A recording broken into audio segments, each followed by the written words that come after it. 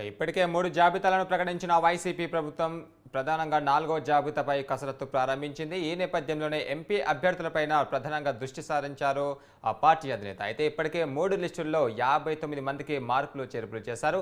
మరో 2 లిస్టులు ఉండే అవకాశాలు కూడా కనిపిస్తున్నాయి. ఇక సామాజిక సమీకరణల ఆధారంగా ఈ సమీక్ష ఉంటున్నట్లుగా అధికార పార్టీ వర్గాలు తెలుపుతున్నాయి. ఇదే అంశంపై మరిన్ని వివరాలు మా ప్రతినిధి ప్రసన్న అందిస్తారు. ప్రసన్న, చెప్పండి. ప్రధానంగా చూసుకుంటే 3వ జాబితాలో 29 మంది, ఇప్పుడు 4వ జాబితాలో ఎంతమంది మార్పులు చేర్పులు కనిపించే అవకాశాలు ఉన్నాయి? అంటే సంక్రాంతి తర్వాత 4వ జాబితా జనవరి ఎండింగ్ లో 5వ జాబితా ఉండే అవకాశాలు కనిపిస్తున్నాయి గురు. ప్రధానంగా చూస్తే కనుక 3 జాబితాల్లో 59 మంది, మొదటి దాంట్లో 11, 2 దాంట్లో 27, 3 దాంట్లో 21, మొత్తం 59 మంది మార్పు చేర్పులు జరిగాయి.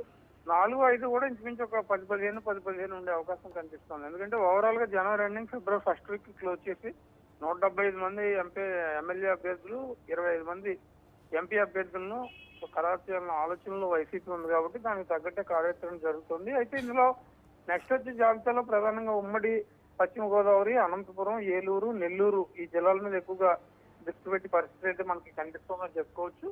ఎందుకంటే ఎంపీ స్థానాల్లో కూడా ఎక్కువ మంది మార్చడానికి జగన్ ప్రయత్నిస్తున్నారు. అందులో భాగంగానే వచ్చే జాబితాలు ఉంటాయి.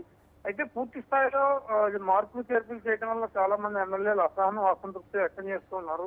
బాహటంగానే చేస్తున్నారు. వాళ్ళని బుద్ధగించే పనులు కూడా వైసీపీ అధిష్టానం ఉంది. ఈ నెల 25 నుంచి జగన్మోహన్ రెడ్డి జిల్లా యాత్రలు కూడా మొదలు పెడుతున్నారు. ఆ జిల్లా యాత్రలో కేడర్ కి కొంతవరకు బూస్టప్ ఇవ్వటం, ఎవరైతే టికెట్లు కోల్పోయారో ఆ నేతలకు కూడా ఆయన పార్టీ కోసం పనిచేయండి, వచ్చే ఎన్నికల్లో మళ్ళీ ప్రభుత్వం వస్తే కనుక తప్పనిసరిగా మంచి మంచి పదవులు ఉంటాయని చెప్పడం, వీటి మీద 25వ తారీఖు నుంచి యాత్ర జరిగే అవకాశం ఉంది. కాబట్టి ఓవరాల్ గా ఒకవైపు లిస్టులు, మరోవైపు యాత్ర మీద వైసీపీ దృష్టి పెట్టినట్టు మనం చెప్పుకోవచ్చు గురు. అయితే ప్రసన్న, ఈ జాబితాలు అనేది మొత్తం సామాజిక వర్గానికి సంబంధించిన అభ్యర్థులను మాత్రమే ప్రకటిస్తుంది కదా, ఇది ఎంతవరకు సత్పత్రాలు ఇవ్వచ్చని తెలుస్తుంది? అంటే ప్రధానంగా ఏంటంటే ఎన్నికలు అంటేనే కులాల మీద ఆధారపడి ఉంటాయి. ఆంధ్రప్రదేశ్ లాంటి రాష్ట్రంలో రాజకీయ చైతన్యం ఎక్కువ కాబట్టి కులాల కుమ్ములాట్లు కూడా ఎక్కువ ఉంటాయి కాబట్టి ఎక్కువగా ఆధారపడి ఉంటాయని చెప్పుకోవచ్చు. ముఖ్యమంత్రి కూడా పదే నా బీసీ, నా ఎస్సీ, నా ఎస్టీ అని చెప్తూ ఉంటారు. వీటిని అన్నింటినీ దృష్టిలో పెట్టుకుంటే కనుక కులాల ప్రభావం ప్రతి ఎన్నికల్లో జనరల్ గా ఆంధ్రప్రదేశ్ లో ఎక్కువగానే ఉంటుంది. ఈసారి కూడా అదే పరిస్థితి ఉంటుంది. మరోవైపు జనసేన అధినేత పవన్ కళ్యాణ్ కూడా కాపు సామాజిక వర్గాన్ని ఎక్కువ ప్రభావితం చేసే వ్యక్తి కాబట్టి వైసీపీ కూడా అందుకు తగ్గట్టుగానే అన్ని ఏర్పాట్లు చేసుకుంటుంది.